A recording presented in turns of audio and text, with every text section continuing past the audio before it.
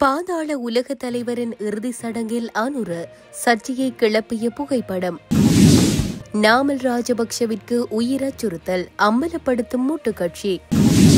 கனிமுல்ல சஞ்சீவ கொலை, வேலை முடிந்தது, தம்பிக்கு குறும் செய்தி அனுப்பிய செவ்வந்தி.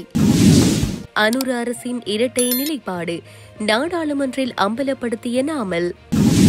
பாதாள உலகத்திற்கு அரசியல் ஆதரவு, அனுர தரப்பு வெளிப்படை.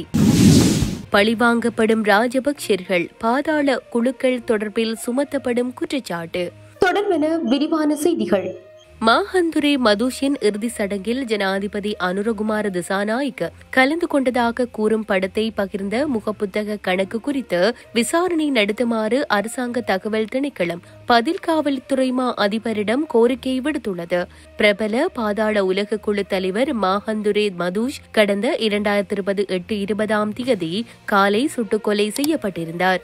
திட்டமிட்ட குற்ற செயல்களுடன் தொடர்புடைய மாஹந்துரே மதுஷ் என்று அழைக்கப்படும் சமரசிங்க ஆராய்ச்சிலாகே மதுஸ் லக்ஷித கொழும்பு மாளிகாவத்தை பகுதியிலுள்ள வீட்டுத்திட்டம் ஒன்றில் ஹெரோயின் போதைப்பொருள் மறைத்து வைக்கப்பட்டுள்ளதாக காவல்துறையினருக்கு மாஹந்துரே மதுஷ் தகவல் வழங்கியிருந்தார். இந்நிலையில் அவரை அந்த பகுதிக்கு அழைத்து சென்றபோது காவல்துறைக்கும் பாதாள குழுவினருக்கும் இடையே இடம்பெற்ற பரஸ்பர துப்பாக்கி பிரயோகத்தின் போது மதுஷ் சுட்டுக் கொல்லப்பட்டார். இந்நிலையில் போதைப்பொருள் கடத்தற்காரன் மாஹந்துர மதுஷின் இறுதி சடங்கில் ஜனாதிபதி அனுரகுமார திசாநாயக்க கலந்து கொண்டதாக கூறும் புகைப்படம் ஒன்று முகப்புத்தகம் ஒன்றில் பதிவிடப்பட்டுள்ளது. குறித்த படத்தை பகிர்ந்த முகப்புத்தக கணக்கு குறித்து விசாரணை நடத்துமாறு அரசாங்க தகவல் திணைக்களம் பதில் காவல்துறை அதிபரிடம் கோரிக்கை விடுத்துள்ளது. தரங்க லக்மால் என்ற நபரால் இந்த படம் முகப்புத்தகத்தில் பரப்பப்பட்டதாகவும் அரசாங்க தகவல் திணைக்களம் பதில் காவல்துறை அதிபருக்கு எழுதியுள்ள கடிதத்தில் தெரிவிக்கப்பட்டுள்ளது. அந்த நபர் தவறான தகவல்களை பகிர்ந்துள்ளதால் சமூக ஊடகங்களில் பெரும் பரபரப்பு ஏற்பட்டுள்ளது என்றும் திணைக்களம் சுட்டிக்காட்டியுள்ளது. மேலும் இந்த விவகாரம் குறித்து விசாரணை நடத்தி தேவையான சட்ட நடவடிக்கைகளை எடுக்குமாறு பதில் காவல்துறை அதிபரிடம் தெரிவிக்கப்பட்டுள்ளது. நாடாளுமன்ற உறுப்பினர் நாமல் ராஜபக்ஷவிற்கு உயிர் அச்சுறுத்தல் காணப்படுவதாக ஸ்ரீலங்கா பொதுஜன பெரமுனவின் பொதுச் செயலாளர் சாகர காரியவசம் தெரிவித்துள்ளார். பொதுஜன பெரமுன தலைமையகத்தில் நேற்று இடம்பெற்ற ஊடகவியலாளர் மாநாட்டில் அவர் இதனை குறிப்பிட்டுள்ளார். இது தொடர்பில் அவர் மேலும் குறிப்பிடுகையில், தேசிய மக்கள் சக்தியின் நாடாளுமன்ற உறுப்பினர் ஒருவர் நாமல் ராஜபக்ஷவை விரைவில் குழிக்கு அனுப்புவோம் என குறிப்பிட்டுள்ளார். அவரது இந்த கருத்து நாமல் ராஜபக்ஷவிற்கு உயிர் அச்சுறுத்தல் காணப்படுவதை காண்பிக்கிறது. ஆளும் தரப்பிலுள்ள நாடாளுமன்ற உறுப்பினர்கள் இவ்வாறான கருத்துக்களை வெளியிடுகின்றமை கவலைக்குரியது. நாமல் ராஜபக்ஷவிற்கு பொதுமக்களின் ஆதரவு அதிகரித்து வருவதால் அரசாங்கம் அவருக்கு தீங்கிழைக்கும் நோக்கில் சதி செய்து வருகிறது. இதுபோன்ற நடவடிக்கைகள் கடுமையான விளைவுகளை ஏற்படுத்தக்கூடும். எனவே நாமல் ராஜபக்ஷவின் பாதுகாப்பை உறுதிப்படுத்த உரிய அதிகாரிகள் நடவடிக்கை எடுக்க வேண்டும் என அவர் மேலும் தெரிவித்துள்ளார்.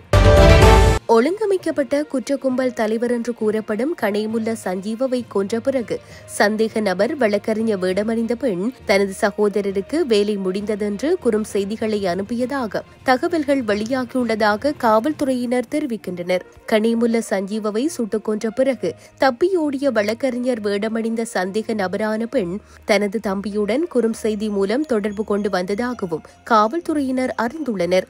இந்த சர்ச்சைக்குரிய கொலைக்கு பின்னணியில் மூளையாக செயற்பட்டவர் துப்பாக்கி சூடு நடத்தியவர் அல்ல, மாறாக வழக்கறிஞர் வேடமணிந்த பெண் சந்தேக நபர்தான் என்ற தகவலை காவல்துறை வெளியிட்டுள்ளது. இதேவேளை நேற்று காலை அவரது தாயும் இளைய சகோதரரும் கொழும்பு குற்றப்புலனாய்வு பிரிவினரால் கொலைக்கு துணை புரிந்த குற்றச்சாட்டின் கீழ் கைது செய்யப்பட்டமை குறிப்பிடத்தக்கது. வடக்கு மற்றும் தெற்கை சேர்ந்த இளைஞர்களுக்கு எதிராக முகப்புத்தக பதிவுகளுக்காக பயங்கரவாத தடை சட்டம் பயன்படுத்தப்படுவதாக தெரிவித்து நாடாளுமன்ற உறுப்பினர் நாமல் ராஜபக்ஷ அரசாங்கத்தின் இரட்டை நிலைப்பாட்டை விமர்சித்துள்ளார்.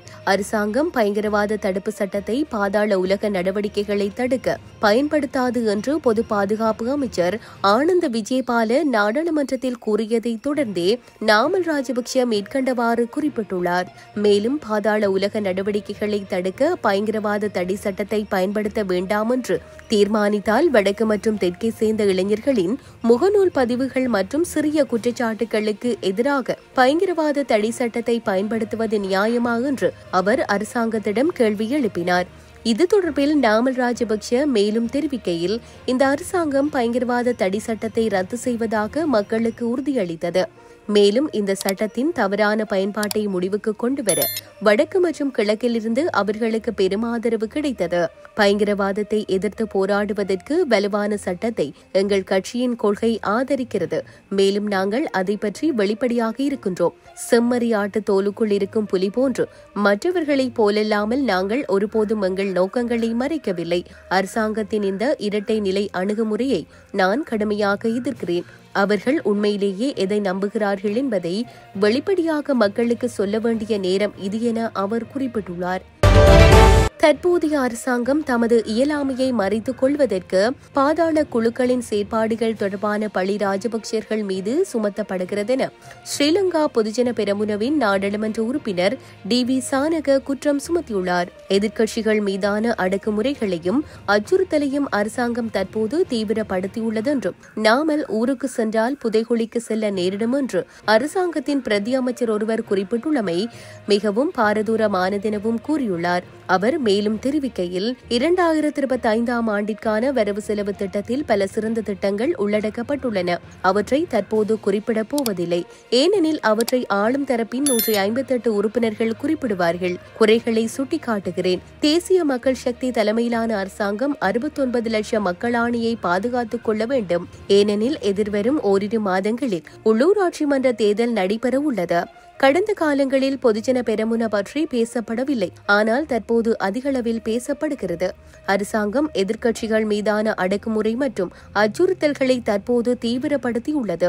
அரசாங்கத்தின் பிரதி அமைச்சர் ஒருவர் பொதுஜன பெரமுனவின் தேசிய அமைப்பாளர் நாமல் ராஜபக்ஷ கிராமத்திற்கு சென்றால் புதைகுழிக்கு செல்ல நேரிடும் என்று குறிப்பிடுகிறார். பாதாள குழுக்களின் செயற்பாடுகள் தற்போது தீவிரமடைந்துள்ளன.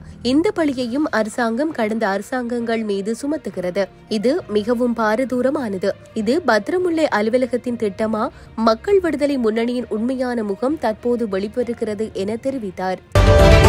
பாதாள உலக குழுக்களால் நடத்தப்படும் கொலைகள் விரைவில் நிறுத்தப்படும் என்றும் அவர்கள் தொடர்ந்து அவ்வாறு செய்தால் பாதாள உலகத்தை அடக்குவதற்கு அரசாங்கம் நடவடிக்கை எடுக்கும் எனவும் போக்குவரத்து நெடுஞ்சாலைகள் அமைச்சர் பிமல் ரத்நாயக்க கூறியுள்ளார். இது தொடர்பில் கருத்து வெளியிட்ட அவர், பாதாள உலகம் அரசியல் ஆதரவின் பேரில் பிறந்தது. அதன் மூலமாக தற்போது பராமரிக்கப்படுகிறது மற்றும் கட்டமைக்கப்படுகிறது. நமது நாடு இப்போது பாதாள உலக பிரச்சனையுடன் போராடி வருகிறது. எனவே பாதாள உலக பிரச்சனையை போலீசார் நடவடிக்கையால் மட்டும் கட்டுப்படுத்த முடியாது என்று நாங்கள் நினைக்கின்றோம். பதில் என்ன என்பதை நாங்கள் மக்களுக்கு சொல்வோம். ஆனால் இப்போது நாங்கள் போலீஸ் நடவடிக்கையில் தலையிடுகிறோம். இதனால் பாதாள உலகத்தால் அரசாங்கத்துடன் தொடர்பை தற்போது ஏற்படுத்த முடியாது உள்ளது.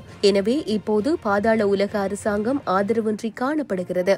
பாதாள உலகுடன் தொடர்புடைய தரப்பினர் தயவு செய்து அதனை நிறுத்தி தங்கள் வாழ்க்கையை சாதாரணமாக கட்டியெழுப்ப கடினமாக உழைக்குமாறு கேட்டுக்கொள்கிறோம். இல்லையெனில் சட்ட வரம்புகளுக்குள் இதை கணிசமான அளவிற்கு அடக்குவதற்கு தேவையானதை அரசாங்கம் செய்து வரும் என தெரிவித்தார்.